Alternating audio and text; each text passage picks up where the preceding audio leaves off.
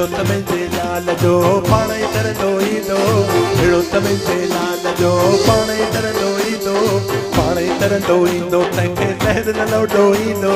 पाण ई तरंदो ईंदो तंहिंखे लहर न लौटो ईंदो भेड़ो तमें भेड़ो तमें ओ भेड़ो तमें लाल जो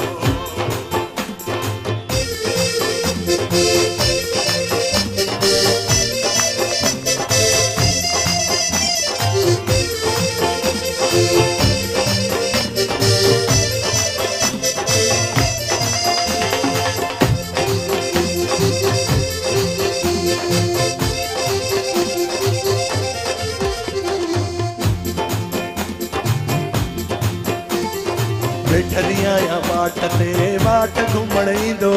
वेठरिया या वाट ते वाट घुमण ईंदो वेठरिया या वेठरिया या ओ वेठरिया या वाट ते वाट घुमण ईंदो हौली मुंहिंजी वाट मूंखे सवली करे ॾींदो भेड़ो तमें भेड़ो तमें ओ भेड़ो तमें लाल जो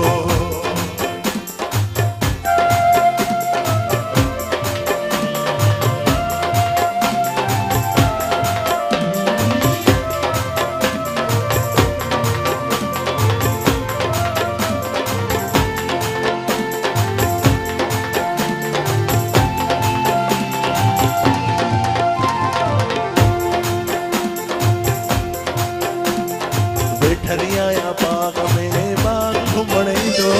वेठरिया या बाग में बाग घुमण ईंदो खट्टा अंब लाल साईं मिठा करे ॾींदो खट्टा अंब लाल साईं मिठा करे ॾींदो भेड़ो तमें भेड़ो तमें ओ भेड़ो तमें लाल जो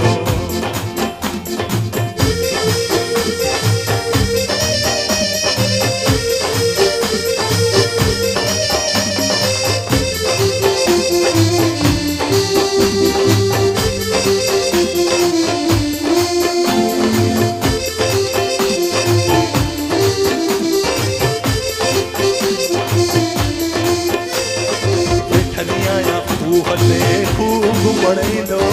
वेठरिया या ओ वेठरिया या खूह ते खूब घुमण ईंदो वेठरिया या खूह ते खूब घुमण ईंदो खारो पाणी लाल साईं मिठो करे ॾींदो खारो पाणी लाल साईं मिठो करे ॾींदो भेड़ो तमें भेड़ो तमें ओ भेड़ो तमें लाल जो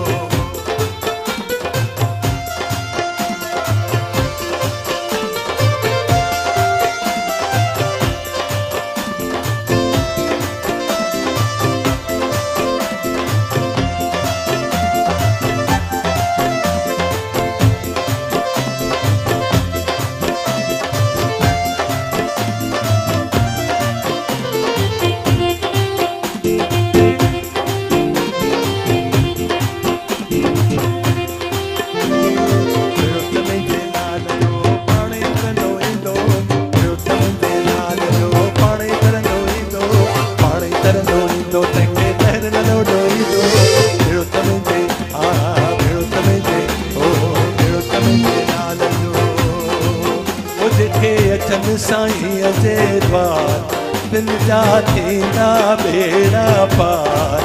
जेके अचन साईं जे द्वार दिल जा थींदा बेड़ा पार दिल के लहर न खोलो डो दिल के लहर न खोलो डो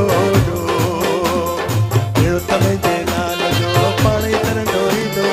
भेड़ो तमें लाल जो पाण ई तरंदो ईंदो भेड़ो तमें भेड़ो तमें ओ जेके दिल सां साईं खे ध्यान से मन जूं मुरादूं पाए जेके दिल सां साईं खे ध्यान से मन जूं मुरादूं पाए आहे दर्शन जो दातार के समझन उनखे यार दिल के लहर न खोलो दिल के लहर न खोलो जेके अचन साईं जे द्वार खे अचन साईं जे बार, दिल जा थींदा बेड़ा पार।